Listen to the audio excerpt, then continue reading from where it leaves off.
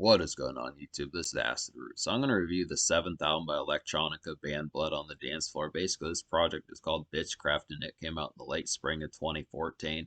Now, this is a pretty hit album, I definitely would have to say. Definitely enjoyed quite a bit of this particular project. Did a lot of things right. It's basically like a bite-sized kind of version of like Epic or All the Rage, I'd have to say. It just really has a sheer kind of a visceral type tone that it kind of has and such. And it's a pretty good, pretty much pretty sheer electronica type overall type album. Just pretty much like a classic, I'd have to say overall in terms of that fold as far as that kind of happens. The only real weakness to this particular album I can really say is just the fact that the only real weakness about this album is just the fact that the Buzz single We're Taking Over with Deuce on there was just not on this particular album. But apart from that, this is a pretty much, but other than that, this is pretty much like a sheer classic electronica kind of album, which is kind of interesting just because EDM was starting to die out at this particular point in 2014. EDM was just not quite as sheerly popular, but folks like Davi Vanity and Javon Monroe kind of proved that otherwise.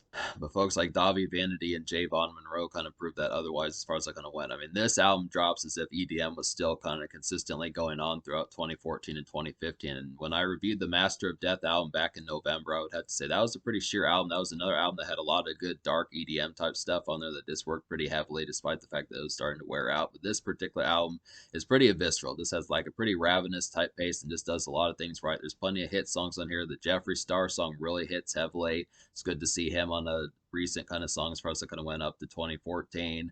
William Control does a great hook on here. There's just some good stuff like that. This would have been pretty masterful if the Deuce song would have been on here too. I'm gonna have to listen to it, but I'm pretty certain that it was a pretty good song as far as I kind of went with this. The thing about it I would have to say is just in particular, this is like a really dark kind of crafted type album. I would have to say it's basically pretty Halloween prone as far as I kind of have. So it's a good pitch to kind of have that within that sort of connotation. Very similar to the Master of Death album, just a lot of black magic, a lot of dark magic as far as it kind of happens. Just a lot of good witchcraft and bitchcraft as far as I kind of, just like a lot of good witchcraft as far as it kind of happens. Just a lot of pretty shrill type tunes that just work great for the autumn. And even in some cases, I would say these are some pretty good gothic kind of pitches to have in the summertime. I definitely think for the kind of emo gothic type fold as far as some of that stuff kind of goes, this is just a great kind of cosmetic pitch to kind of have with that sort of thing as far as it kind of happens. This is just a pretty sheer one. It's a brief album. I'm kind of surprised. I think the reason why this album is so short is just because Blood on the Dance Floor dropped every year and then 2 albums in 2008 and a bunch of EPs as far as that kind of particularly happened. But there's just a lot of sheer stuff that kind of went on with this particular project. Just did a lot of things right.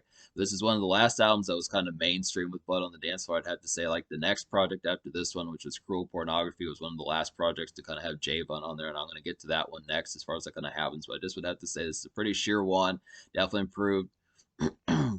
Very much proved that Blood on the Dance Floor was alive and well throughout 2014 as far as that kind of happened. We'll go but we'll go ahead and talk about the singles on this particular album. The first single is Poison Apple. The first single is Poison Apple, and this has Jeffree Star on there. This is definitely a pretty highlighted one, I'd have to say. Has a real excellent beat, I would definitely suppose. This song is just a vivid kind of melancholy snap, I'd have to say. It's just a Halloween-like dance feels that this song particularly kind of has, and it's just a great frosty spook of like a and this song is just a great frosty spook of a contemporary time, I'd have to say. This is definitely one of the best beats on the overall album. This is definitely one of the best beats on the album, I'd have to say. It's just a very grim type song and just overall just a morbid type tune that just works pretty heavily as far as I can have. Just a real kind of gothic type pitch of a song that just works is just a very highlighted type one, I'd have to say. So definitely like that one. Jeffree Star does a pretty good job on here. It's just some overall good stuff. Just a real kind of not quite, this one's not quite as full-blown EDM, but it just kind of has like that pitch of just like an electronica mixed with like a horrorcore kind of electronica type tune, I'd have to say. Just a real kind of spooky type one that just hits pretty heavily, I'd have to suppose. So that's just a nice one. The second single is Call Me Master. Definitely like this one. The second single is Call Me Master, and this is definitely a pretty highlighted one on here. Definitely like the tilted kind of dance vibes of this particular song. It's definitely a pretty crazy EDM type tune, I'd have to say. This is like a tilted kind of after hours dance haze of a song, I'd have to say. It's just a real jazzy kind of dark EDM bop, definitely. And it's just a riveting demon time gem, I'd have to say. So this one's just a pretty sheer one. This is another one that has a pretty highlighted beat on here. This works extremely well as far as it kind of goes. This one's just a real gnarled kind of electronic type one that just gets pretty crazy on here. This album is just sheerly crazy. This is definitely probably one of Blood on the Dance Floor's craziest albums, I'd have to say. It's up there with Master of Death. It's probably crazier than Epic. It's probably a little bit crazier than All the Rage and some of those type ones, and definitely crazier than Evolution and Bad Blood, I'd have to say. It's just purely like there's songs on here like Pure Fucking Evil, Call Me Master, some of those type ones. There's another one on here I'm forgetting. Poison Apple's a pretty sheer one, I'd have to say. There's just some real nice ones on here that just really get pretty visceral as far as that kind of happens. There's definitely some pretty toned ones that just kind of happen. I'd probably say that Freaks Do It Better is another crazy one just like that. But this is definitely pretty much the craziness is turned up to 10 on this particular album as far as that kind of happens, I would have to suppose. So Call Me Master is just a really kind of sheer one that kind of goes along with that. Freaks Do It Better is the third single. This has Carrie Louise on here, who was also on the Master of Death album as far as it can happen. So that's a pretty good pitch to kind of get that. But this is basically like a synthy kind of crazed, gnarled EDM bite of a song, I'd have to say. It's just an excellent kind of stunt and flex type song, I'd have to say. And it's just this is like an excellent stunt and flex song, I'd have to say. And this song has much dance ferocity. So it's definitely a pretty sheer one, I'd have to suppose. It's a real kind of a visceral type one. Freaks Do It Better is not quite as crazy as Call Me Master or Pure Fucking Evil, but definitely for an EDM single, it hits pretty heavily. I would definitely love to hear a song like this on the particular radio as far as that kind of happens. Would definitely rock things and make things quite rickety as far as that kind of happens. So this is definitely a pretty good one to kind of have. All three of the singles do excellent. This is pretty a visceral blood on the dance floor as far as that kind of happens. These are definitely some of their just overall most gnarled kind of hits I've pretty much seen. These three singles are pretty much some of their most gnarled hits, I'd have to say. These outdo, like I was saying, some of the early 2010s albums that they had in the past. So this is definitely pretty pounding energy that this particular album kind of has. But to talk about the rest of this album on here, so there's 10 songs on this particular album, and out of those 10, so there's 10 songs on this particular album, and out of those 10, I wound up recommending to you 9 songs. That's pretty damn good. This album's definitely going to get a 10 out of 10, I'd have to say. Basically, the only real song I don't recommend on here is just Sorcery, which I just didn't vibe with that instrumental quite as much. There's 2 instrumentals on here. One is Sorcery, one is Obliviate, and I feel like Obliviate just completely obliterates like Sorcery, I'd have to say.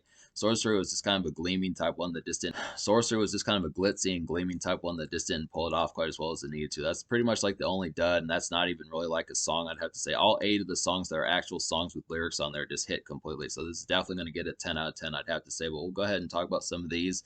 First one I'm going to talk about is the instrumental Obliviate. This is definitely a pretty nice one. This is like a tense, kind of dramatic, imperative. Obliviate is basically like a tense, dramatic, imperative gloom of a beat, I'd have to say. It's an exhilarating post-makeshift type song, I definitely would have to suppose, and it's ready to have a time, I would definitely say. This is definitely one to listen to when it's like 6:30 p.m., just done with your tasks and response. This is kind of a song to listen to at like 6:30 p.m. when you're done with your tasks and responsibilities as far as that kind of happens, and you're just getting ready to have a time. Just kind of that exhilarating type feel. This is great in like the summertime when it's like pink skies, orange skies, as far as some of that kind of happens. Just really just like, damn, I'm glad I'm done, and then just being ready to step out and have a good time. I definitely feel like it's just pretty exhilarating type song to kind of have. Just really like the imperative kind of feel of it. It's kind of a gloomy beat, and I definitely like that kind of imperative, gloomy type feel that this particular song kind of has. It's a real nice, productive kind of one that just works pretty heavily and just it hits. It's just a pretty heavy hitting type one that just works pretty damn well, I'd have to say. So that's a pretty good, nice one. Then Possession is a nice one, definitely. And then Possession's a pretty nice one. This has like a ghostly kind of floaty specter-like dance backdrop, I'd have to say. It hits effectively, and this hits an effective groove, definitely, I'd have to say, and it's just a stellar mid-pace bop. So that's pretty good pace as far as it kind of happens. Definitely like the pitch of this particular song. Just an overall nice one to kind of have in that sort of sense. It's a real kind of ghostly type tune that's just great for like some kind of floaty kind of after. The song just has some really kind of floaty after effects as far as it kind of happens. Just a good song to kind of have in a more haunted and Halloween type sense. It's definitely something that just works when folks are just looking spooky and gothic as far as it kind of happens. Just a good kind of backdrop to kind of have. Pretty similar to Ghostfire and things like that. Bands like Korn and Marilyn Manson, some of that type of stuff. This is pretty much one of the more ghostly songs. There's not a ton of ghostly songs on this particular album, but this is definitely one that just has like some of that ghoulish kind of sense as far as it kind of goes. I feel like another one like that is Poison Apple. There's just some good ones. It's pretty much like some darker kind of EDM type pitches as far as most of this album kind of goes, but there is some kind of ghoulishness and kind of almost horrorcore kind of electronic type stuff that kind of is blended kind of in. It's just here and there as far as it kind of happens, but there's some good moments for that.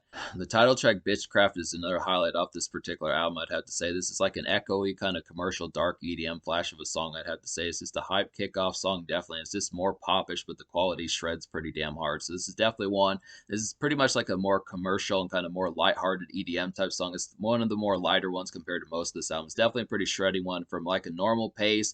If you're used to just like typical kind of bubblegum EDM, that type of stuff, this will completely shred your mindset as far as that kind of happens. I definitely would have to say it's pretty sheer as far as that kind of happens, but this is just commercial and more lighthearted for like Blood on the Dance Floor fare, especially on this particular album. It's just pretty much like a vanilla type song as far as it kind of happens with the rest of the album, I'd have to say.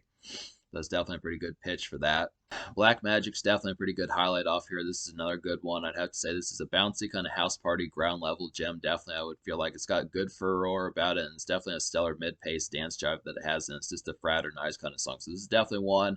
Not all of these songs are kind of nightclub and rave type songs, although they're definitely pretty good at that. This is kind of one that's just more house party, red cup type stuff, as far as just having beers and hard liquor and stuff like that. As far as it can happen, this one's just kind of more house centric and residential as far as it kind of happens. I'd have to say it was just a pretty good bouncy kind of pitch to kind of have. These are all some pretty sheer ones. I feel like some of these are interchangeable with house parts, but this one just orients more. But Black Magic kind of orients more towards that from the pitch I kind of got from it. So that's kind of the thing about that particular one. Pure Fucking Evil is definitely a pretty good highlight off here. This has William Control on the hook, and it's definitely a pretty sheer one, I'd have to say. So this is like a pounding kind of super hyper dance snarl of a song, I'd have to say. It's a superb song to get cranked to, definitely.